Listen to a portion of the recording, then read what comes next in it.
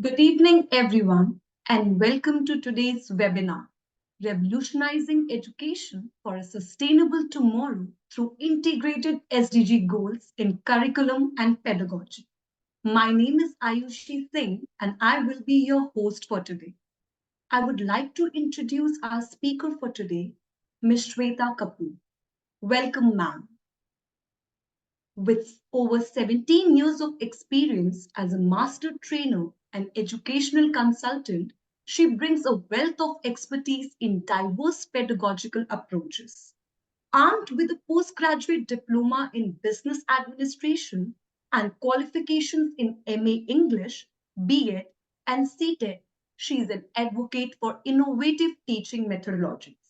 She has presented a research paper on global citizenship education at a conference in Delhi, served as a circle mentor for the Reinventing School Starter program, and currently work as a master trainer for UNESCO MGIP's SEL for schools and the Digital Teachers program. As a country ambassador for T4 Education, she mobilizes teacher networks for collaborative learning. Her micro innovation, RSSP1, focuses on approaching teacher leadership differently through online communities like Teacher Talkies and Teacher Reading Club. Personally, she values the present moment, thrives on social connections, and enjoys reading, drawing, and cooking. Her guiding motto is I become what I choose to be. We are excited to have you as with all today, ma'am. And now it's my privilege to hand over the session to you. We are eagerly waiting for you to share your expertise and knowledge with us. For my dear audience, the webinar will follow the same instructions as before. We will put everyone on mute except for our speaker to avoid any disruption. We will disable the chat box, so please write down all of your questions. At the end, there will be a 10-minute questionnaire session. Then we will enable chat for everyone.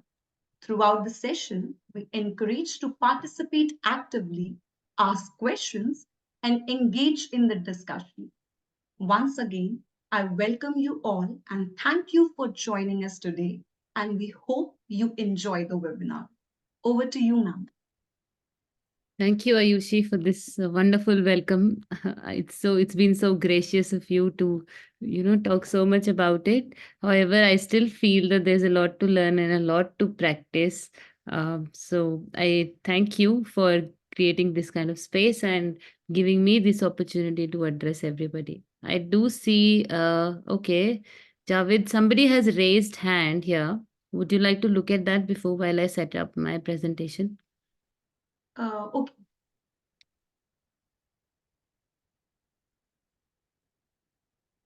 Ms. Javed. I think it's for anything like Ayushi mentioned, you can please, it'll be great if you put that in the chat in the interest of time, because we'll have more time for question answers and more time to talk to each other than me just presenting and sharing what I have to share. So if you may please, you're always welcome to put your ideas in the chat box. And if you, yeah, good afternoon. If you may just quickly drop in everybody, where are you joining from? How are you feeling? And what brings you here is a big question, actually. Good evening. All right, greetings to everyone. If with the greeting you also write, what brings you here?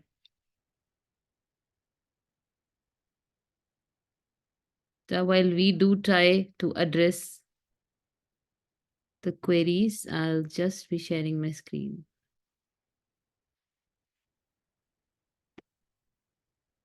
One minute.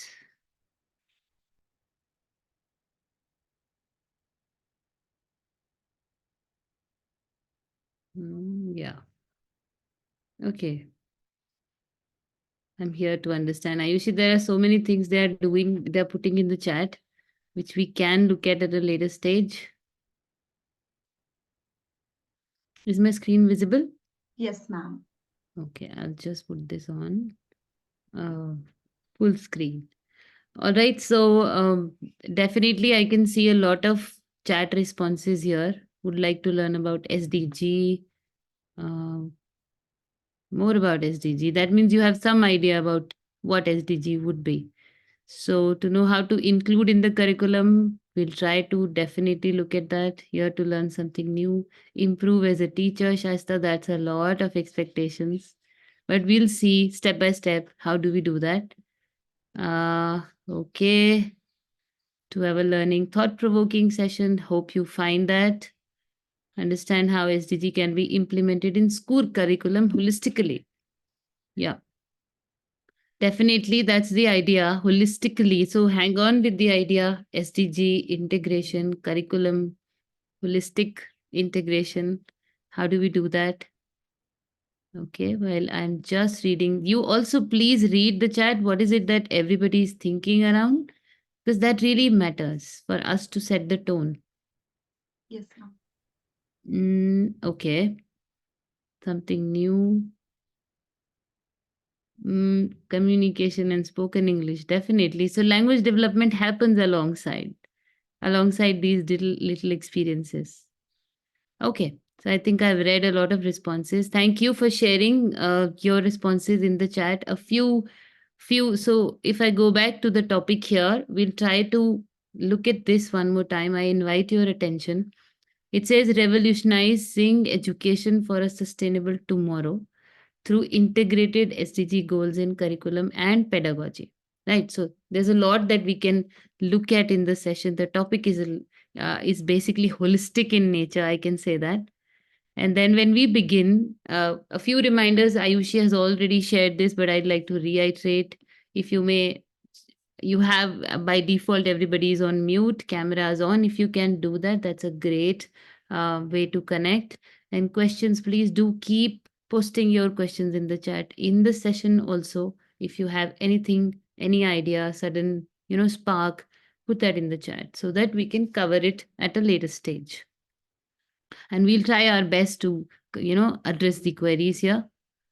And before we even begin, if so, a little check in is what I like to start my sessions with. So for instance, I am from Delhi right now and it's cold here. So today, some time ago it was sunny, but now it's like a little a little colder, I can say, maybe cloudy if I have to choose.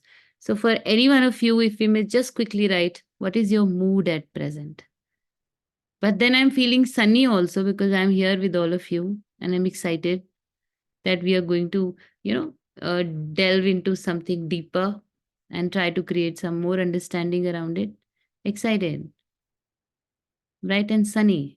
Okay, sunny, chilly, very pleasant, sunny. Okay, cool. That's your mood, not the weather. Okay, cloud but a bit of sunny, chilly. Okay, lazy but definitely want to keep energy. Yeah, definitely, please. That's a good essential agreement that we do keep our energies intact. Yes, it's a holiday mood. It's a holiday mood for some of us, I think. Some of us are waiting. Thank you for sharing your responses. Do keep putting them in the chat. We are a lot of us. So, in the interest of time, we'll keep moving. And then the third task that I would really want you to engage with is set an intention. As I could already see that so many of you say that I'm tired or maybe lazy, but still ready to learn. Still there's some energy.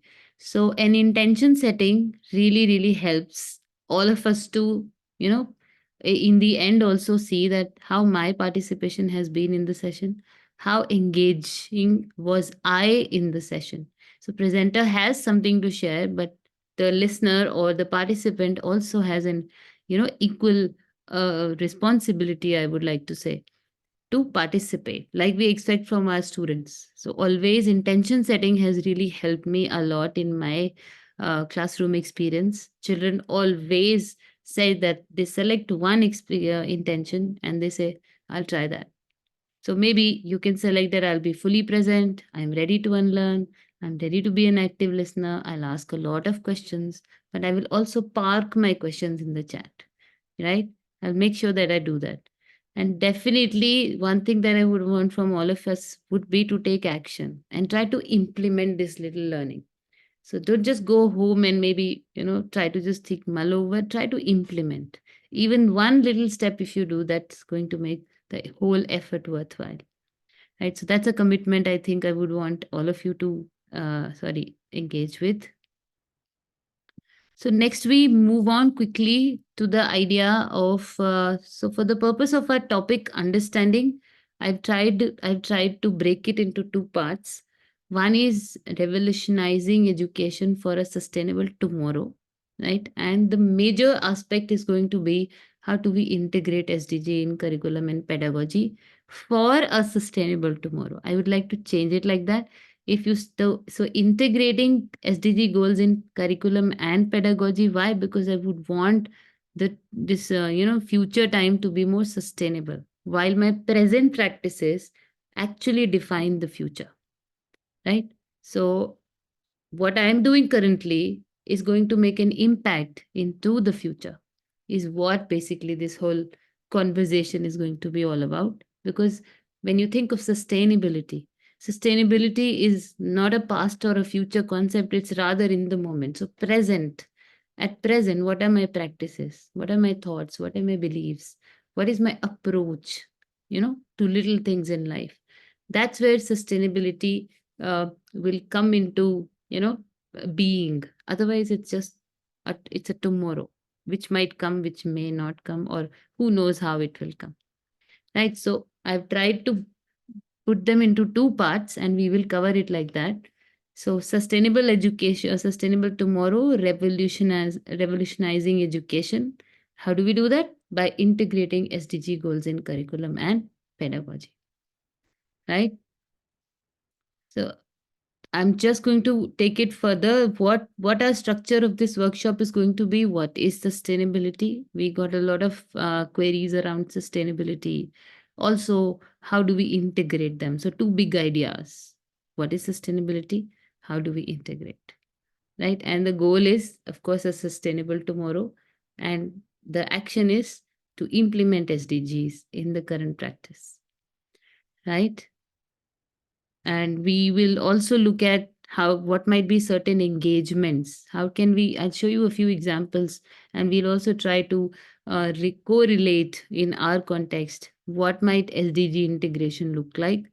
And of course lastly we'll have question answers and certain reflections that you may definitely share. We look forward to it. Okay, so quickly diving into the concept here, 10 minutes of me sharing few thoughts, and then we'll definitely have a little engagement around. Uh, these are all 17 SDGs. So, some of us who know what SDGs are, what might really, be the idea that why do we even have SDGs? If I just ask this one question, why do we even have SDGs? What is the need? Would anybody like to put that in the chat? Why SDGs are needed? Is there any need? To protect the environment. Okay, Reena, I read that. To make the world sustainable. So that means we agree that the world is right now not sustainable. All right. Maybe global warming is increasing. Better life to everyone. Providing future generation. Yeah, that reminds me that we owe the planet, to our future generation. It's not only for us. Thank you for writing for a better tomorrow. There's a need. Survival. Sustainable living. To meet present needs without compromising the future. Absolutely. How do we do that is where we need to actually balance everything. 2030 agenda by United Nations. I hope we all know that. Absolutely. So that we change our approaches, saving resources. A lot of ideas here to have balance. Okay, for our good. I like that idea. When we put anything related, when we say that we also have a gain in the process, we tend to do more of it. Means to meet the present. Lovely. Building empathy. Please, that's a great one, Kajal. Just hold on the idea of how SDG, empathy, future, and our present practices are related. So we are, like I said, that we're going to focus on this part first. Let's try. Uh, so, first of all, I just asked you, these are 17 SDGs, which are sustainable development goal for some of us who might not really, who might be new to this whole idea. I'm just trying to take a moment and explain.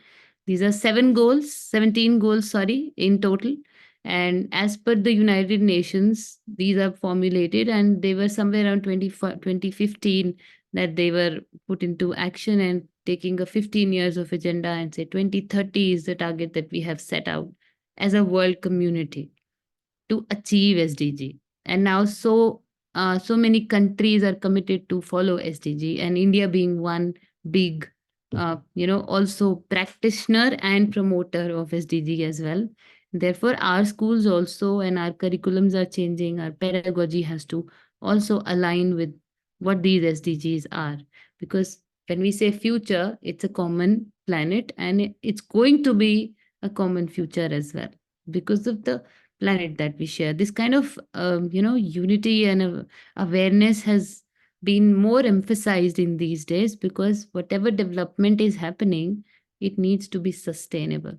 So prior to SDG, there were millennium goals, right? So the agendas keep emerging, but at the same time, when you say sustainability, it has become more complex and it's more evident to people like us also that global warming is near, resource crunch is happening. There's a lot of conflict around the world in terms of war, in terms of crisis. There are biological weapons being used or biological epidemics coming across. How do we look at those things? How do we deal with them? What's the way out? Is the big question.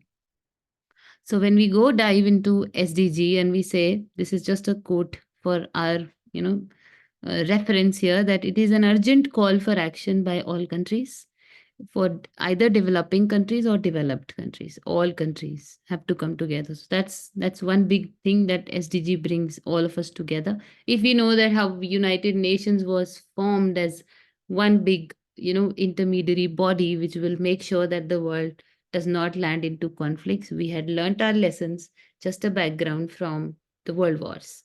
So UN came into existence, and then they said the world is divided into developed and developing nations. Now, SDG tries to say that why don't we have global partnerships? Why don't we try to work for a common world? Like in India, one big example could be there was this event which happened in our country very recently. We hosted it, right? So the biggest, we'll come to that example also. A global partnership. They recognize that ending poverty and other deprivations must go hand in hand with strategies that improve health and education, reduce inequality, spur economic growth, all while tackling climate change and working to preserve our oceans and forests. Right? So, oceans and forests are also they need to be saved, right? So they need to be also preserved for our future generations. So why do we need to actually preserve them is one question I'd like to ask you.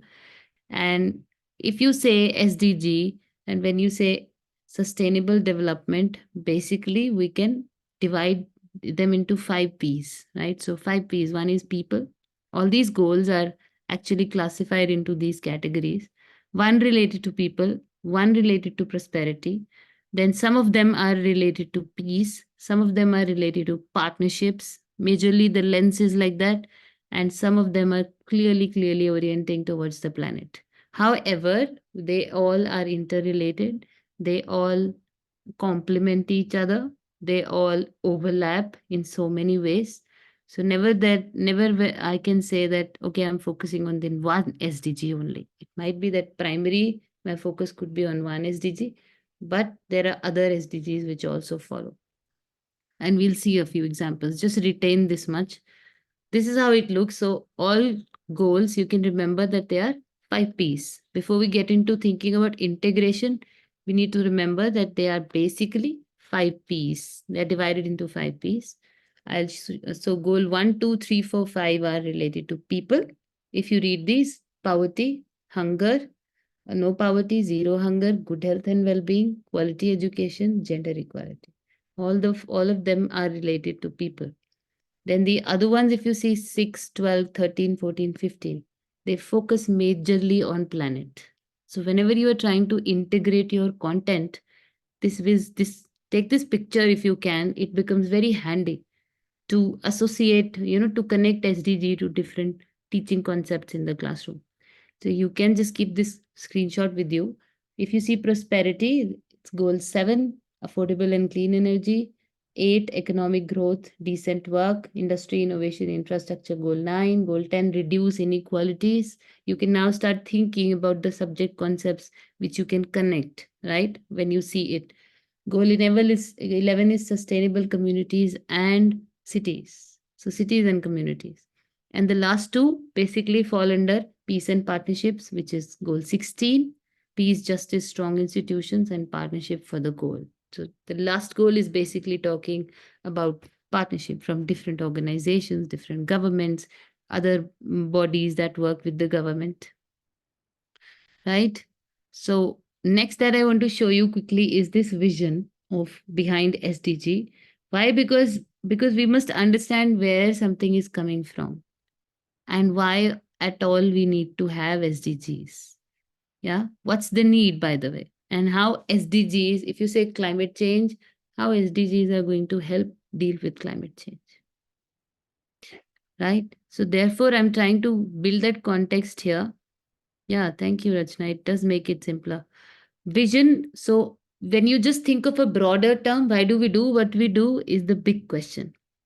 Always ask, why do we do what we do? Why am I doing this, what I'm doing right now? Because I believe that yes, it is very, very important for educators. Before you even implement anything in the classroom, we all must connect to the idea. I must simply believe in it. Then only I'll try to make connections with my life, with my classroom practices, help my learners build that, kind of perspective. Because something that I don't believe in, I will never be able to promote it. Very simple, right? So I have to first inquire what SDGs are, what is this agenda, why at all we need it, and why should I do the integration, right? So that's a big element. I would invite you all to please think, why do you want to do it?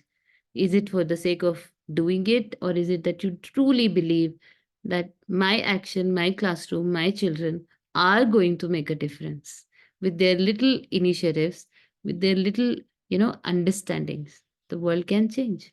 Why education and SDG? Again, so we must ask these questions to ourselves. So, the vision behind SDG, this comes from the UN or website only directly. They say that we would want a world free of poverty, hunger, disease, want, where all life can thrive. We envisage a world free of fear and violence. Start also thinking what's happening in the world. Then this vision will make a lot of difference. A lot of meaning to us. A world with universal literacy, a world with equitable and universal access to quality education at all levels, to health and care and social protection, where physical, mental, social well being are assured. Right? So you see physical, mental, social, I'd like to add emotional. Right? A world where we reaffirm our commitments regarding the human right to safe drinking water and sanitation, and where there is improved hygiene, and where food is sufficient, safe, affordable, and nutritious. So, when you look at a vision like this, the one question that I had in my mind was, what have we been doing if we have not been able to arrange for safe water for everyone, for food which is affordable, nutritious for everybody, the world out of fear and violence, the world free of that, then hunger, right? So, if poverty is still a big agenda across the globe. So now this is the first time, actually, maybe not, I should say first time, but the very strong call to action is coming from all the countries. And everybody is trying to make that effort because we have realized maybe that we just have one planet. And whatever the next planet happens with Tesla and everybody, that's like a different story. Nobody has seen. So what we have right now is what we must be committed to protect. And that's why it definitely brings us to, as educators, to try to make those connections in our lives, in our children's life, through our curriculum, through our own example, right? So we'll dive into it, and I'm hoping that you'll be able to make a few more connections to it. Now, the beauty of SDG is that, like I shared earlier, that they can be interconnected. They're basically by themselves so integrated. Like I showed you the 5 P's. So if you start looking at one SDG, you'll be able to see that, oh, by the way, I'm also trying to develop a lens into other goals as well, right? So what I love about this is that there are crucial importance in ensuring that the purpose of new agenda, this agenda that I just shared, the vision, is realized. And lastly, if you read this last line, our world will be transformed for the better. So that's the basic objective, right? So we wouldn't want people to die of hunger. We wouldn't want people to be living in fear and violence, which since the last 2 years we have been witnessing it big time, right? So that is not the kind of world we would want for our children to survive, or maybe we would not to want to leave it for them like that, right? So I really feel a lot of it. But then the current problems, I was just thinking, what is it that you can even add to the list? You know, this is from the website again very clearly. So poverty, gender inequality, unemployment, global health threat, terrorism. If we look around what's happening, is there all peace around me? No, it's not.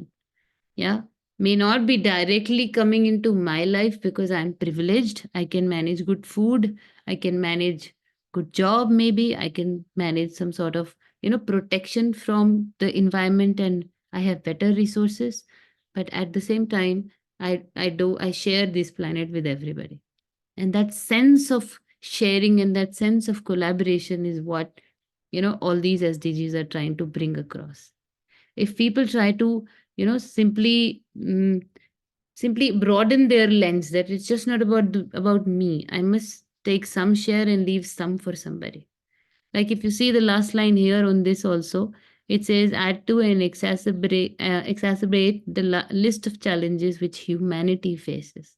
Now people have started talking about humanity, right? So because it's a human crisis, what's happening in Gaza and Israel, what's happening with Russia and Ukraine, who knows what's happening. Our own neighbors are like that. Many countries are facing it. So where's the world moving, right? Where is the world moving? If in Delhi, if you see, there is, yes, we need to widen the mental horizon. There's a lot of pollution and smog, and a lot of restrictions happen. Children can't go out to play. There are a lot of breathing issues. So what are we doing basically? We did make progress as countries by creating great machines, but and also a lot of inventions that we did. One of them would be polythene, very simple example. Once I was just inquiring who created poly bags.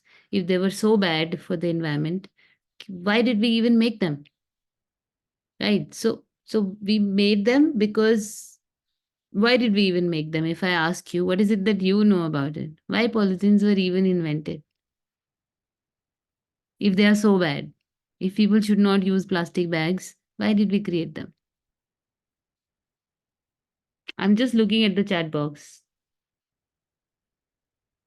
If anybody has any idea, why did we even create? Because they're cheaper, okay? They're convenient to ease our life and cheaper, convenient, long lasting, yes. Created by mistake. We were not aware that it was so bad for health, okay. Convenience, durability, cheap, better solution to keep the environment. Yeah, we are trying. They're easy to carry, they're cheaper, absolutely. They're very, very convenient. Created with good intention but used badly. Okay. To earn huge profits, recycling. It's not degradable. Oh, so someone saying that we were not aware that it would have so much harm. Without plan, if we go for shopping. Oh, like I like that one as well.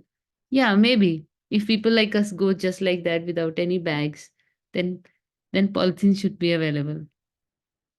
But that's not the whole idea. Can be used multiple times. That can be reused. Yes, Samya, that can be. Like microwave, we were unaware.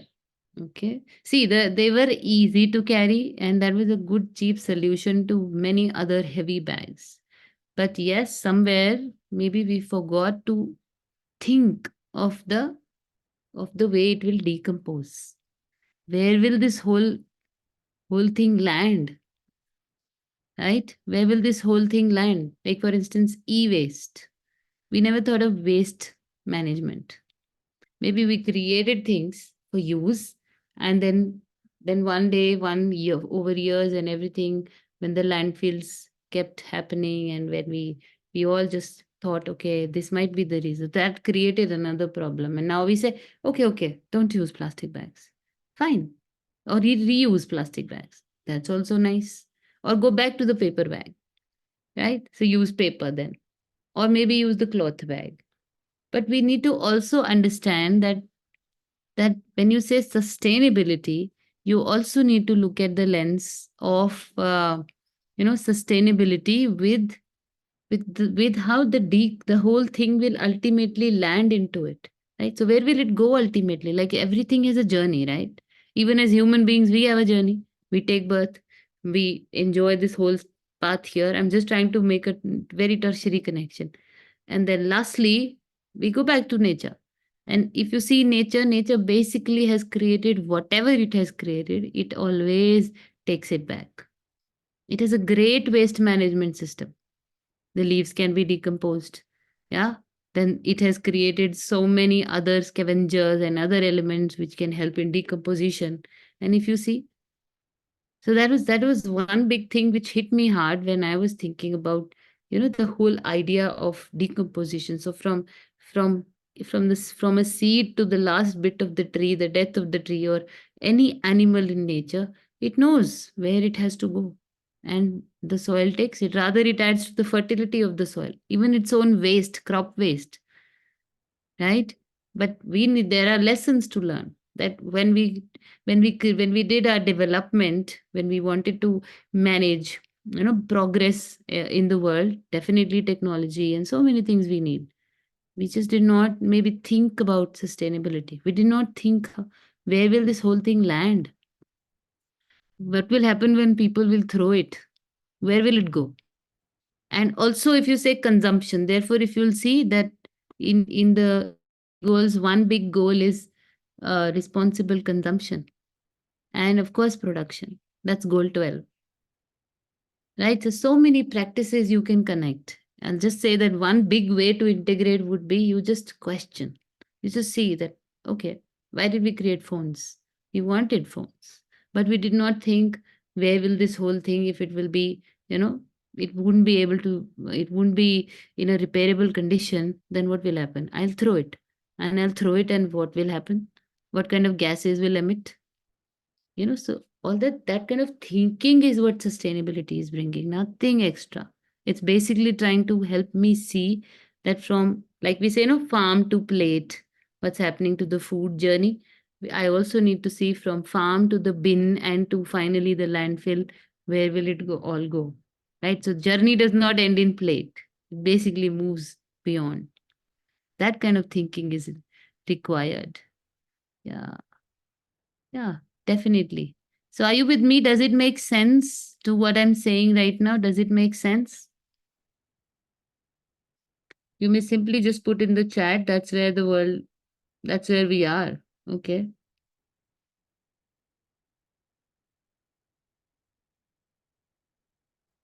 All right. So therefore sustainability happens. Thank you. Yeah. You can even write the questions that are coming to your mind. Just write them in your maybe notebook or in the chat. Great. Great. So but then the idea of, is it that I alone can repair the world or reinvent everything? Where should the change happen? How do I know? Together we can. We together. Teamwork. Okay. Unity. Whole whole stick. Everybody is responsible. Each one makes a difference. Absolutely, we do make a difference and collective efforts. Yeah, charity begins at home, but even in my home, I'm talking to you, and I'm also reflecting that I did start waste segregation, but then somewhere down the line, it was difficult to maintain two dustbins. So I have come back. I have really resorted back to one dustbin, right? But I use a polythene bag which is decomposed, which can be easily decomposed. And that is a little costly, but that's okay. Or maybe then I recycle my, if you all think, what is it that you do at your home? What are the practices that you follow, right? It'll also give a good lens. But yes, I do reuse the RO water. I do try that. I don't I don't do a lot of purchases, or maybe reuse my paper. Right. So at this point, I would just like us to remember that in whatever we do, one big action could be that we try to practice sustainability and in our daily life. So sustainability also is just not a concept for industries, for governments, for corporates to manage. It's for all of us, right? So one little activity that I have here is, maybe I'll just, we are doing good with time, I think. Vegetable water, segregate the waste. Okay. I have before we move to the next segment, maybe we can simply try to see that how do I prioritize. So there are certain actions related to sustainability. I'll just share one link with all of you. It's a little Mentimeter link, right? So 1 minute, I'll just try to give you the link here.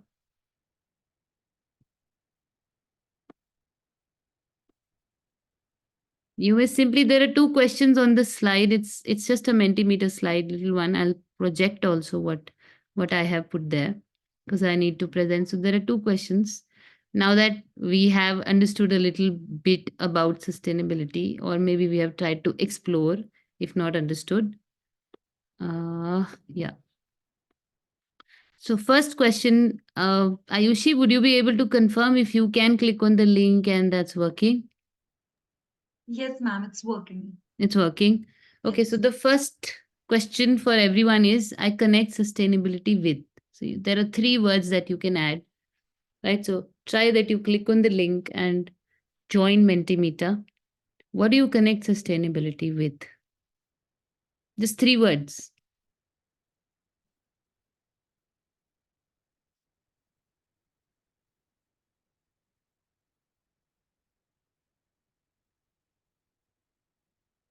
Okay,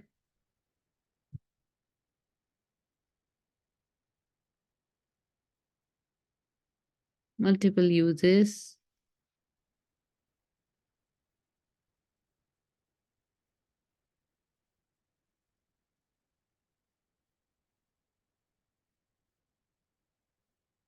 Okay.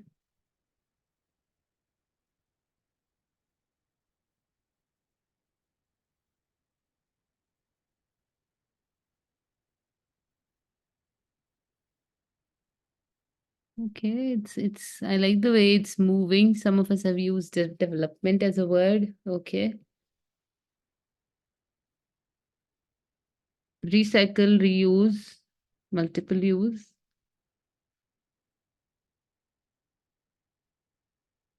Maybe we wait for another 30 seconds.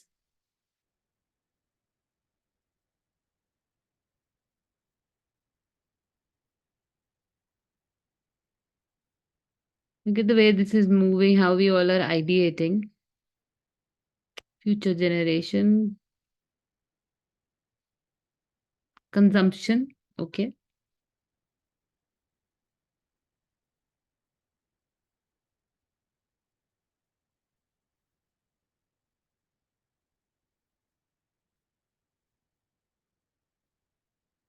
Zero hunger. All right. So I'm also looking at the time here. It's beautiful. Someone has written 3 hours. Okay.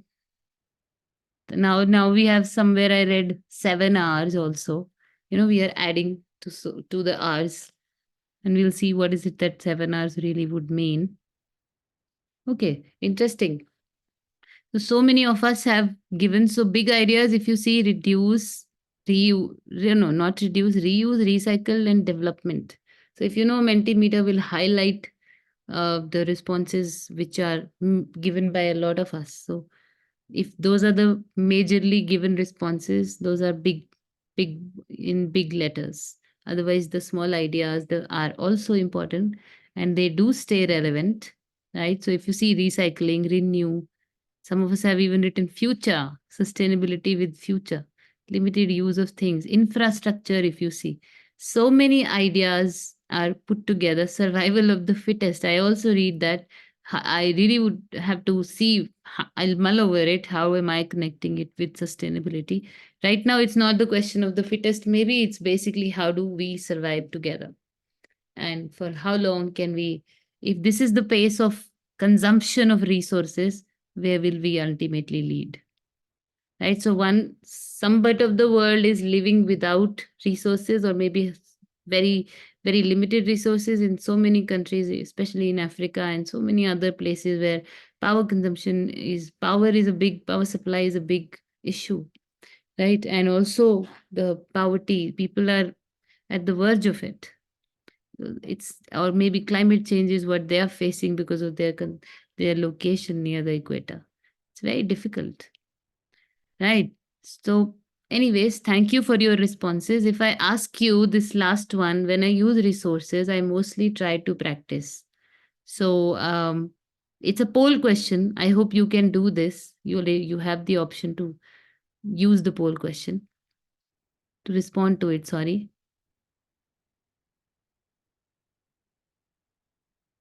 I see you can also help me, know if this is working too. Yes, ma'am. Yes, it is. It's working. Okay, it's working. Thank you.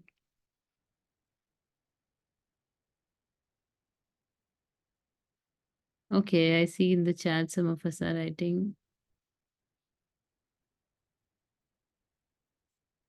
Mm-hmm.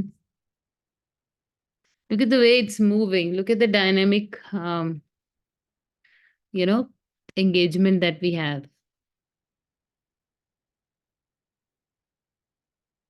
So a lot of us, I see 11, 12 responses.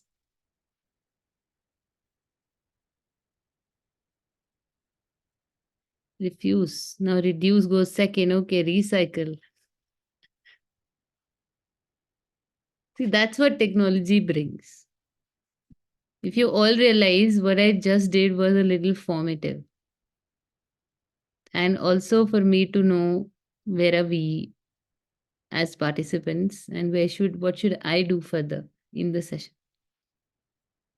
right? So reuse things, reduce the use, and recycle and refuse. Okay. Okay.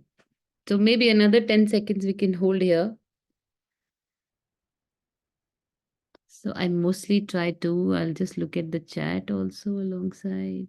So many of us are responding reduce, reduce the use. Okay. Recycle, reduce. It's a mixed response here also. Please reuse and recycle. Okay. Mm. All right. Thank you for sharing. These your inputs there on the first slide also and this slide also.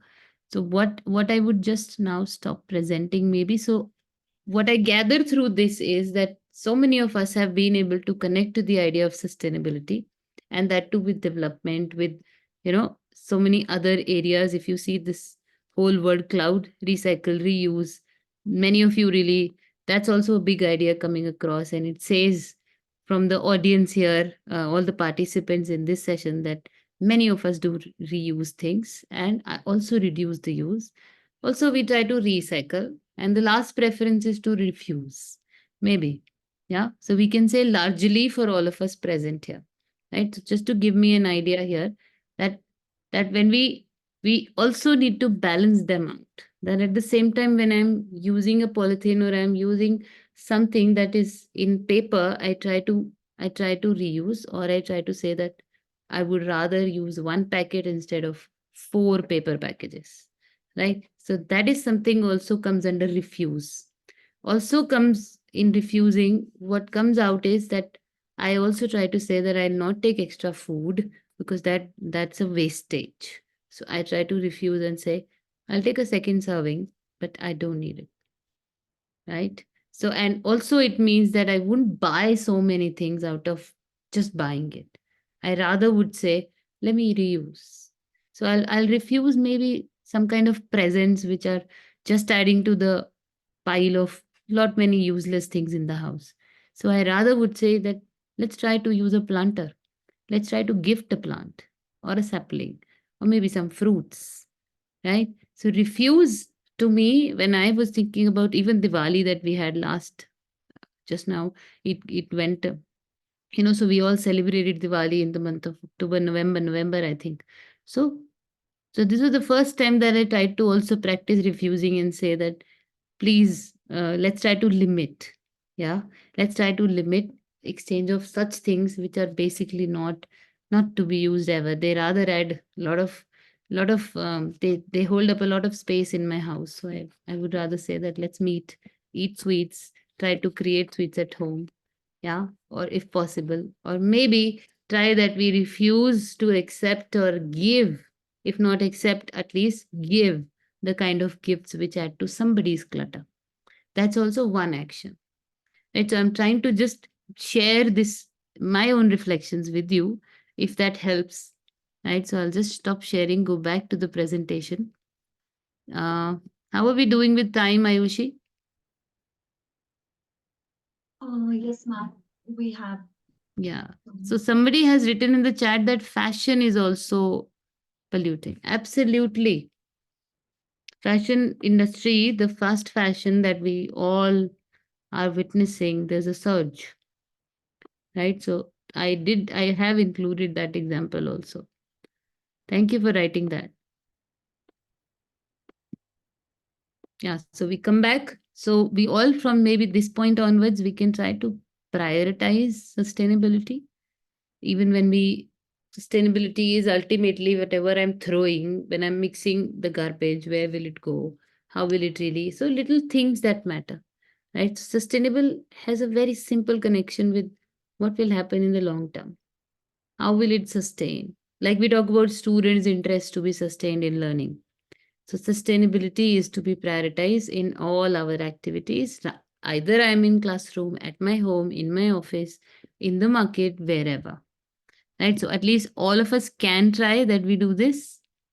Right. We practice this in our spaces wherever we are. And as educators and leaders, if we are the role models, we got to have our own stories to be shared with children, to be amplified, to say that, yes, I do follow. I do believe in this. And that's where the conviction falls in. So we all need to make that kind of shift of doing things the way so we have been doing. One example I want to give you, uh, just 2 hours ago I was talking to one of our HMs, and she was saying that in the exhibition right now we tell children not to use paper, cardboards, and so many other things, but we used to use them as children. So when we have made a lot of projects with the cardboard, why the grade 5 students or grade 6 students should not use cardboard? Because it's their first time. They want to use it. We have used it many times, but poor they cannot use it. So what would be your response to a thought like that? Before I even share what did I tell her? She said, why should we stop using cardboard? It's good. They should continue. So do you also think that they should continue? What are SAR resources? Okay, yes, we'll look at SAR resources as well. No, we should not continue. No. Okay. Yeah, we should use organic resources. She said that what can we use instead? Tell me then. Instead of plastics, cardboard is a good choice. Yes, Abhi, that's clear. If we confirm, Something if, that is reusable or recyclable. yeah, The eco, recycled papers we have can yeah, be an alternative. eco-friendly sand. Okay. Cloth. Do you think cloth made bags? But what about those projects that we have to do? We can use cloth, maybe good choice because of reuse. It's eco friendly. Okay. See, the idea that I gave to her maybe when I was saying that what we can do is if you really think that you need to you need to use projects, but you have a technological infrastructure as well.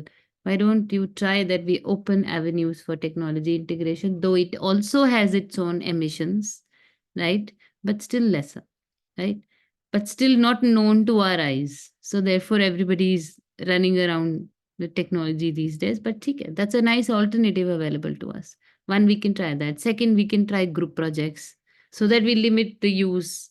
At least if 10 children are making one box of cardboard they're using, if they have to use it, they can come together and try to think in different ways. They can use either eco-friendly paper or any sustainable material like cloth if they can, or maybe reuse material which was used last time. You try to put them in good shape in the store and use it the next time. So if you keep reusing it, maybe that is one way.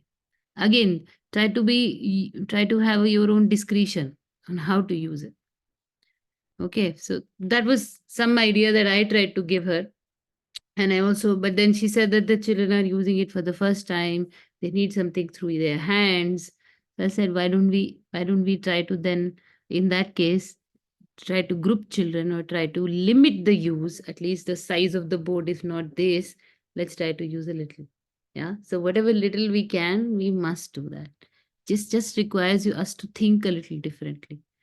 Like, so like display boards, if I ask you to think of your classroom boards, if you have put up a lot of paper, a lot of beautiful paper on the board there to cover, which is a cloth board, pin board already. You've used a lot of chart papers over there. Then to cover them as a good background, and then you put student work over there. We are already wasting so many chart papers. Right. So what might be a better alternative? Think. Right, so I've done that in my exhibitions. We would also use paper, but I'll use newspaper in that case. And we try to, because that's already printed. Now, now what can I do? Because there is an e-paper option also for people to read, but newspaper still comes in the printed form. I can use that material. Okay. So next, when we go, I think all of us are clear about why SDG should be included in education. Education is both a goal in itself and a means for attaining. So quality education goal 4 is already a goal in the whole 17 ambit of SDGs. Also, it is a key enabler because through education only we can try to bring new thinking, new patterns, try to change habits or build new habits. Because if children keep growing without knowing what's happening around the world, they would fall into a big trap, which we as adults can see that what kind of shortages are happening in the world. And it's very foolish to predict that our children will never be affected with it. Definitely, one or the other way, we will all be affected. Right. So, including SDGs, now we come to this idea of how sustainable development goals can be included in the activities. There are three big ways. One of them is extending current curriculum topics.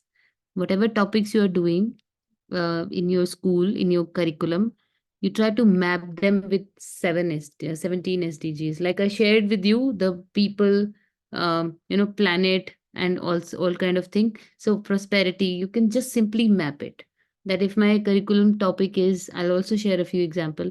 If the topic is about biofuel or say energy or consumption of renewable resources, which SDG goal can I map it to?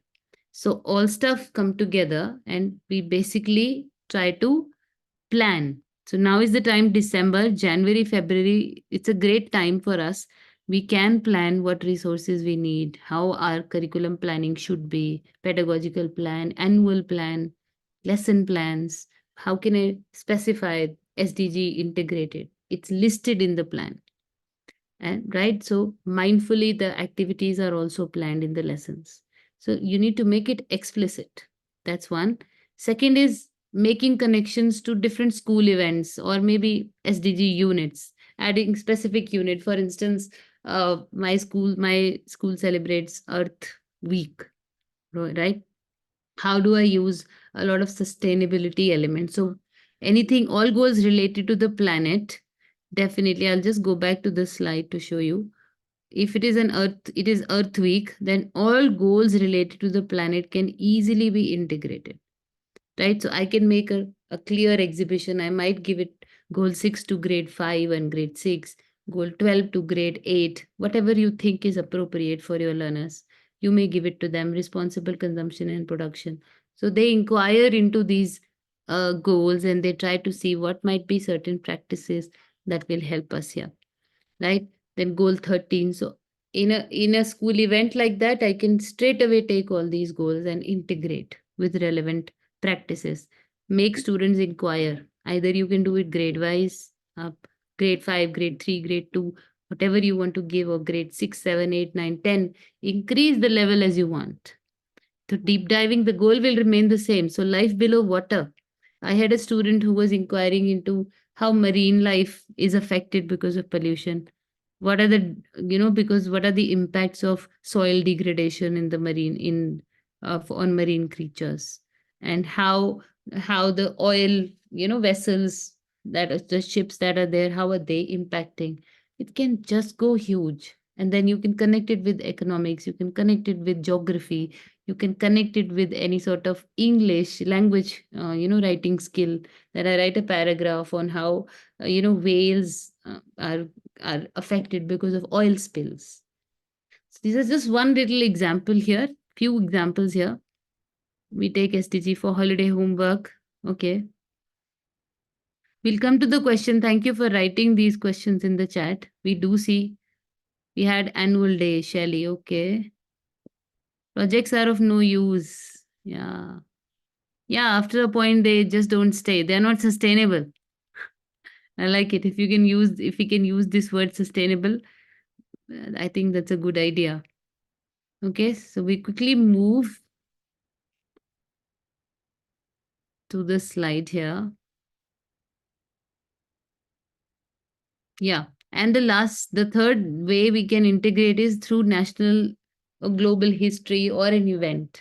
So, like I was saying, G20. So, if I ask you, how will you connect SDG to G20, which India hosted just a few months ago? Can we make any connection with SDG and G20?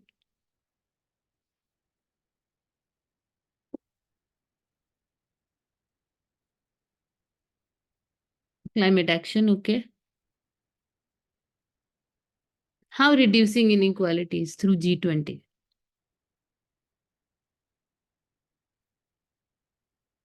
Mm, what could be the connection? So, global event G20 happened. How many of us really spoke to children? One Earth, One Family logo. Okay. Partnership. Great. Mm, balance would be no goal. That's a key idea. Definitely, we can talk about it because we want to restore balance. Right. So, but when we say Vasudev Kutumbakam, when we say the world comes together, it's one family. SDG most, okay. One Earth, One Family. But how many of us have really done that in the classroom with whatever grade learners?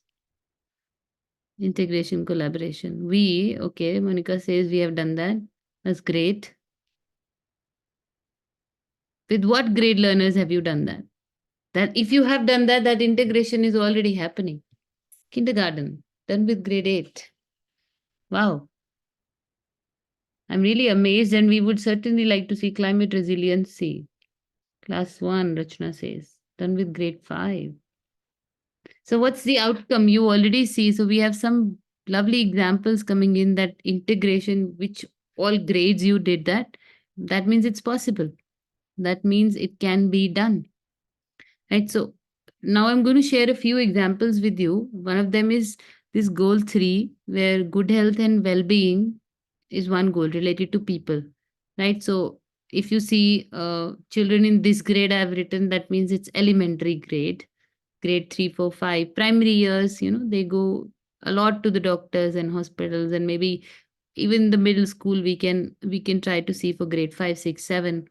And how can we extend their learning when they go to the doctors and hospitals and all these areas? They can simply talk about how health and nutrition and hygiene are related to the practices around clean water and sufficient food. So when you talk about food, uh, like I was just sharing what happens to the food when it comes to the plate. So we how many of us really talk what happens after the food is wasted in the plate? Where does it go? Right? So how waste management and nutrition can be connected, how sufficient food and waste management can be connected, how clean water and hygiene can totally relate to to the way when we say the the clean water is very important, otherwise we'll fall sick. Hygiene is very important, wash your hands.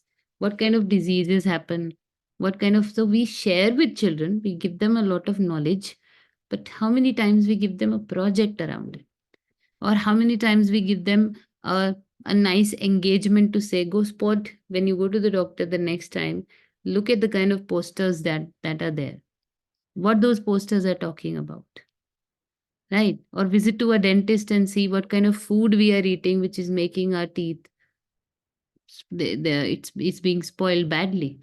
Is it only because of sugary food? Why the teeth don't grow again? Yeah, Doctor's Day celebration, many diseases spread with. Yeah. Why teeth doesn't grow? Teeth, why why if my molar is spoiled, why doesn't it grow again? We all have taught that it doesn't grow again, but why?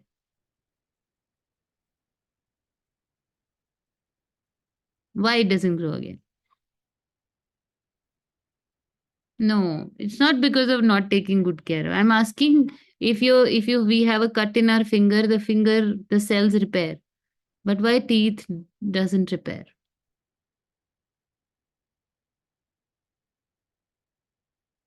Why are teeth?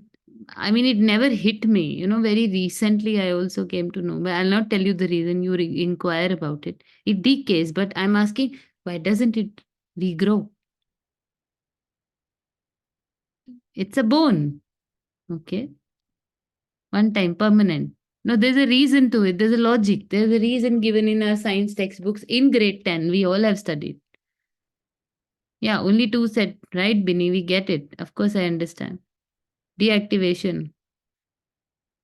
But my hair definitely grow, my skin also regrows, things happen. But why teeth? Hardest tissue, non-living. Okay, Sugandha. They do not.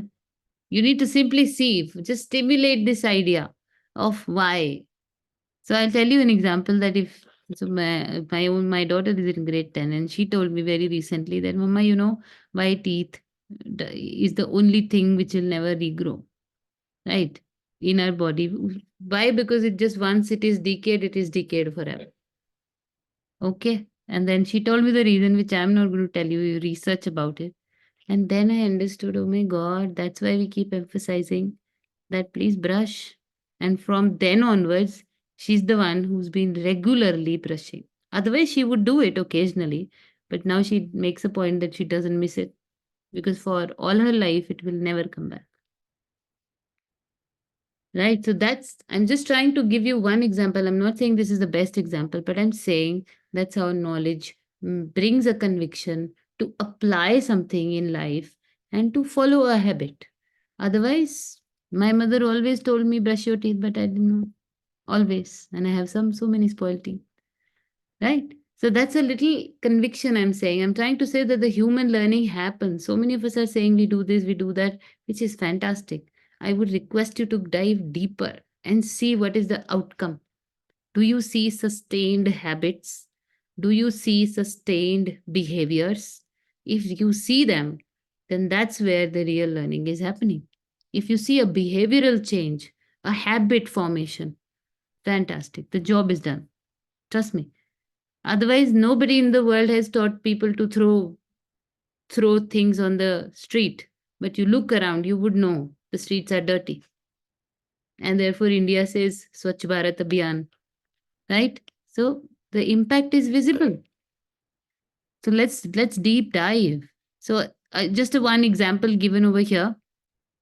Then, if you see the next example, this one class engagement, somebody talked about fashion, sustained fashion. I'm sharing a few examples here.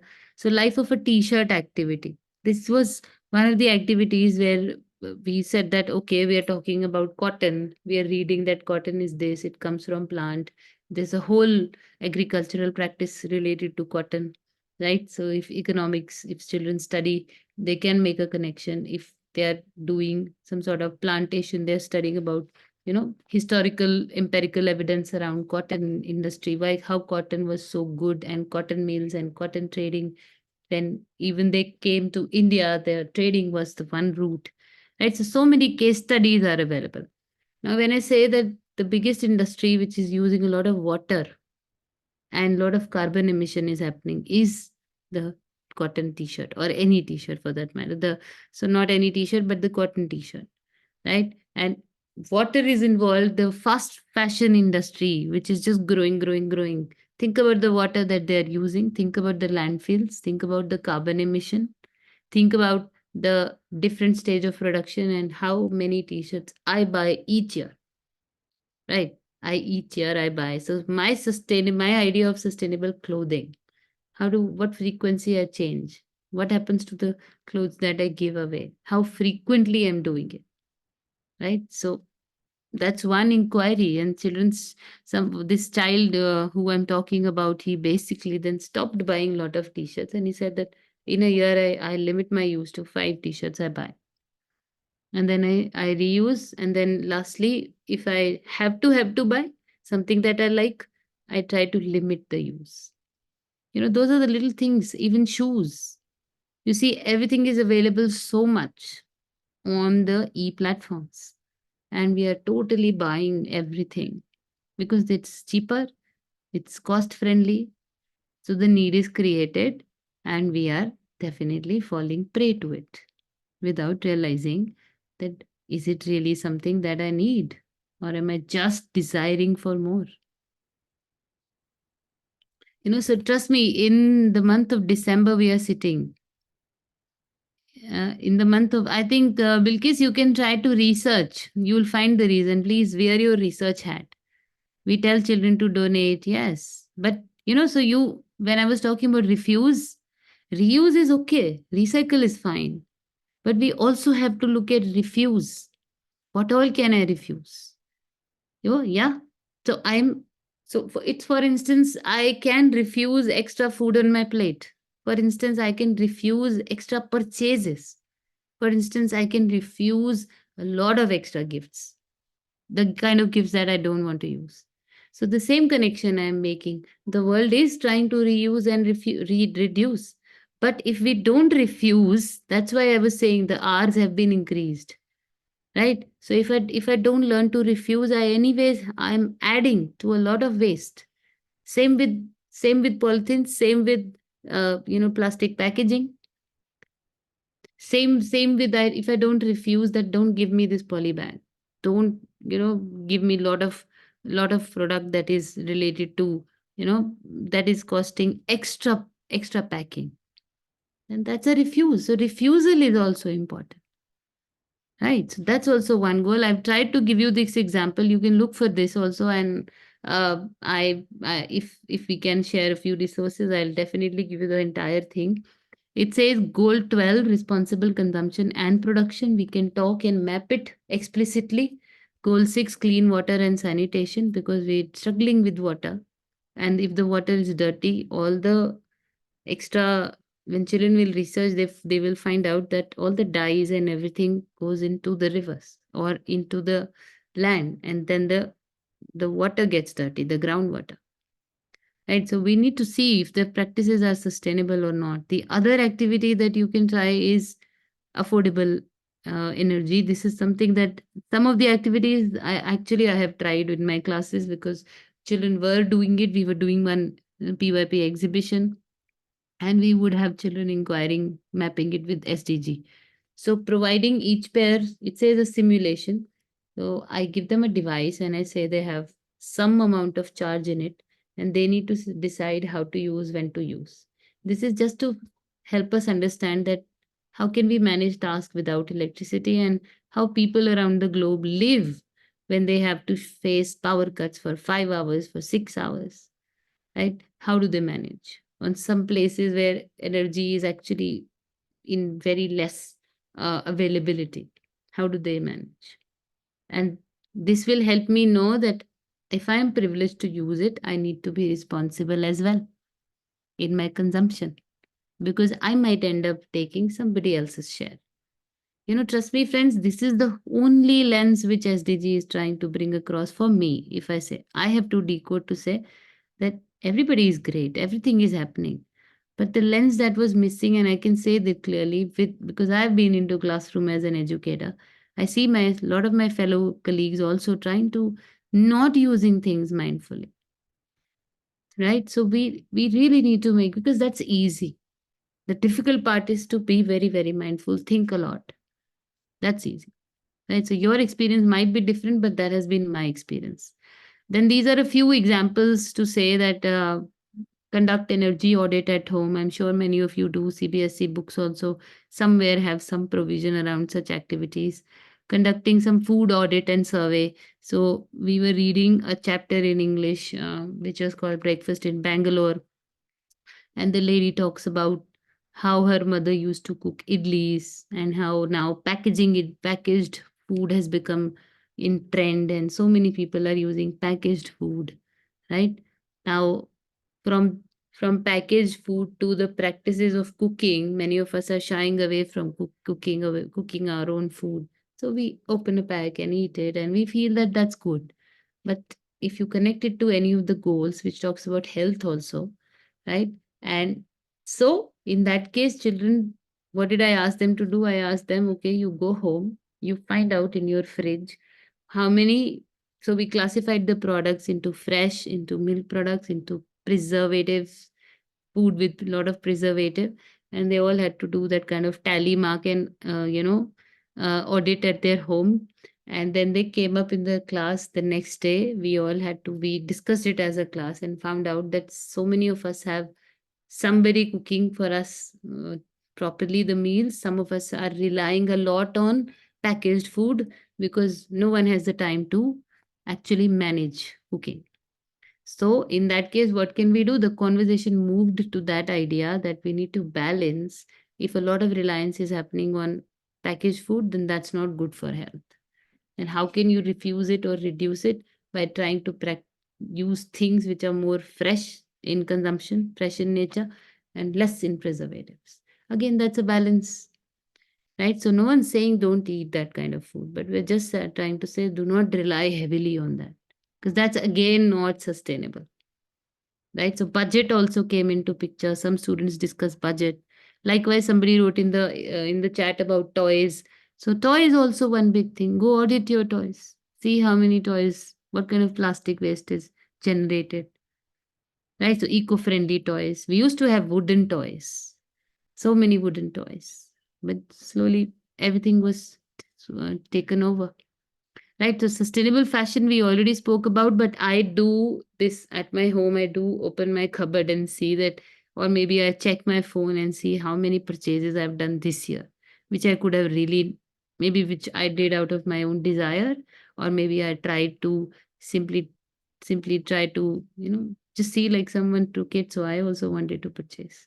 How many of us it was necessary? How many was not necessary? That's my action towards, all these examples that I'm giving you is all about our personal examples.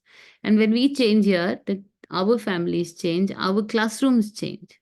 And that's where the thinking also becomes to be, whenever you have to think of any event, you will think in a way that you will think, oh my God, is it really sustainable? Can I really do something about it so that the less wastage is happening, less waste is generated? Can I use paper like more mindfully? Can I use, so it just, the conversation will change. And if you change it, of course your children will also change. Not only your own children, but children in your care. So purchases in a year: reduce, reuse, refuse. How many things I refused? What all things can I repair? Or should I simply throw away? That also is a part of one big consumerism, consumer culture. Like that, things happen. So I think we are good here. And as I say that, I'd just like to close, not close, basically, a little more to discuss in the session, but I'm looking at the time also. So 7 hours is what I would like to leave you with. Think about these 7 hours. So rethink of, if you have to plan a party also, think how can you really use not that plastic plates and all, but rather some eco-friendly material either. Or if you can simply try to use plates, then those plates can be reused. Well, like I was saying, it's difficult to practice sustainability sometimes, but it's possible. So each of us take a responsibility that we'll try to clean the dishes. I'm giving you an example. It's harder, but I'll plan my parties on a Saturday so that I have more time to manage the house, manage things in my house. Right. So rethink your events, rethink your celebrations, rethink the daily use consumption. Then, of course, refuse, I spoke about. Reduce, you already have mentioned. Many of you reduce, try to reduce the purchases or the consumption of things, especially electricity, especially water. Repurpose is, again, repurpose would simply mean that you try to refurbish. Something is used in one form, but if you try to use it in the other form, that's also possible. Like people use glass bottles or planters, basically. We try to make some material out of it. So those glass bottles with some electricity, some little light into it, that also painting. We purchase it from the market, but that is also easily available. Reuse, reduce, recycle, and rot. Finally, where will it go? When it will, once, so whatever I'm purchasing, where will it finally end up? Is what I need to also be responsible about. I mean, these are the practices I follow, or maybe I'm trying to look at it, but I would really request that all of us, if we commit to integrate these ideas, definitely we are going to be creating more space for SDG implementation and integration in our lives and in our classrooms, and bring case studies. So we would have story sessions as a class teacher. Every Friday we had some fact Friday to share. What did I do this week? Which which made me commit more to reduce or refuse. How did I practice refuse? So children will share that. We are trying to take less portions, so that's a common example I'm saying. Maybe I'm sharing. Right. So one example here, the last one that I was there again was alternative approach mapping to local national. So SDGs, if you Earth Day, we all celebrate like I was sharing. We can, yeah, this is the same thing. So even Swachh Bharat Abhiyan, we really needed that. You can map this to, climate action, life on land, anything, life below water, because that's all related. It's already there.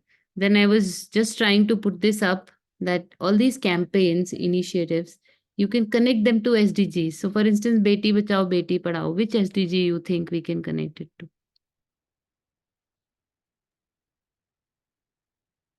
Gender equality. Yeah, gender equality. Okay. Gender inequality, gender equality, economic disparities also, made in India. So, what is this made in India if you connect it to? Then Padega India to Badega India. Yeah, quality education, all these things. All these things, basically, you can just simply try to put your lens into, it's happening all around. Just take these case studies to your classrooms. Nothing extra we need. So much action the government is making. People are trying. Newspaper is flooded with information. Try that, you ask children once in a week. Don't do any exhibitions. Don't try if you're not doing it. Still try to talk about practices this way. Make sustainability a goal in your classroom. New Year is a great time to set new goals, right? Or maybe a new annual classroom year.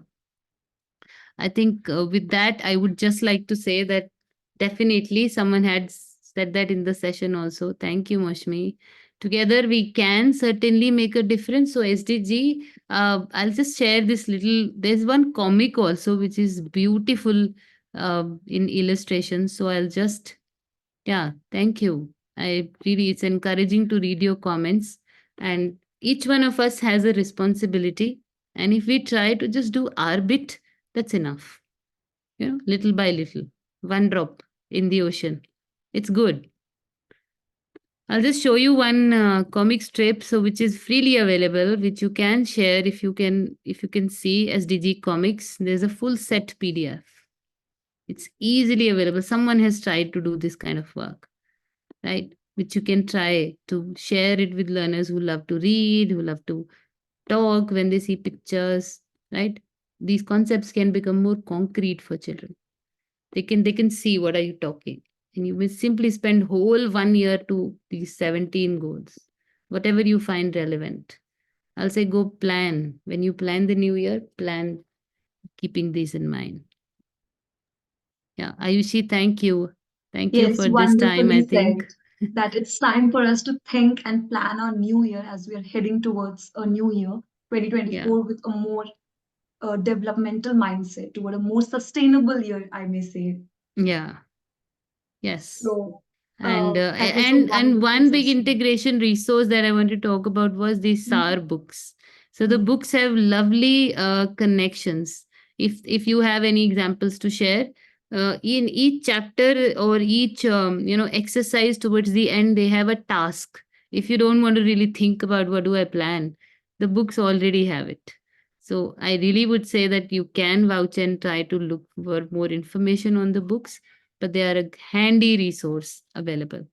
For the comic strip, I'll just put the link in the chat. That's a takeaway. You all can take it. It's on the internet, easily available, but I'll put it in the chat.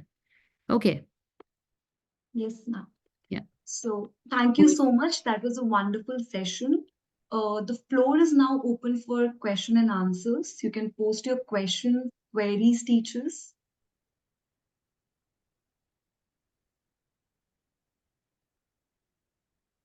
Ma'am, there's one of the question. It says that how to have a practical approach towards sustainability so that Hmm. we can inculcate and implement the same in the learners. Hmm. So I think the example, like I was just discussing here, that if you try to mindfully, so practical, you know so practical would be that my little actions that I'm doing, if my children see that I'm the one who's trying to make this change in my life, and I'm also talking about it, that really becomes practical. And I think, Ayushi, if I ask you, how will you make it practical? So for me, it will be like daily action, the daily Mm-hmm. little action that I have to keep towards a sustainable growth or a sustainable mindset. Each and every action that I take, Mm. I should reflect on it. And every Yeah. day, at the end of the day, I think about that action. That was that action a sustainable one? Did I made a Mm. wise choice? Mm. So that's one way ahead. Yeah, yeah, certain. And then, so it's not that one time you do it and it's dusted and it's over. It's Mhm. basically over and over again, we need to emphasize on certain practices. Then it becomes sustainable. Even in school, when they see you not wasting things, when they see you that you talk about your own example time and again, then it really emphasizes. It becomes practical when we connect it with real life. That's why I'm saying, if you bring the examples from real life, okay, tell me which SDG you think it connects to. This Beti Bachao. Tell me which SDG you think it is connected. Tell me how. So that all becomes relevant. And why are we even talking about SDG? Is one big inquiry that children should do first, rather than me telling them let's do SDG. Let's try to come from maybe wars around us. They are hearing everything, they're seeing everything, they're more aware than us because of the mediums. So you can, I think that those are little ways, and 7 hours big time. If we emphasize, it really becomes practical. Yes. So on behalf of the team, I would like to take a moment and extend my sincere thanks for your enlightening session, ma'am. Your insights, expertise were truly inspiring, and now they will help us to explore, understand, and integrate the SDGs, which can help us create a more engaging, relevant, an authentic learning environment in our school. I would like to extend my heartfelt gratitude and thanks to you. I hope that you enjoyed this experience as much as we did. Yeah, definitely, Ayushi. It's been great. And I think people are asking about the comic link. You can download it from here.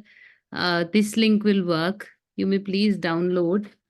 And it's equally fantastic for me. Thank you for creating this kind of time. Mhm. And everybody is so aware. Hope that together we will help, you know, more working towards more sanitation, cleanliness, and gender equality, whatever we can. If we open perspectives, that's like a job done. Yeah. And do check out the SAR books. I'm saying that why I'm saying because I do see that as teachers we struggle for resources. If the resource is already available, then my job is to simply implement. Yes. Right? Yeah. Thank you, ma'am. Thank It you. was a Thank you wonderful so session. much. Yeah. There's a feedback link also. I think Yes. everybody will fill So, this up. yes, I've shared the feedback link, teachers. Yeah. Yeah. You can open the link and share. Yeah. And I'm really grateful. Thank you everybody for hanging on. See you next time, maybe some other time. Bye bye. Bye, ma'am.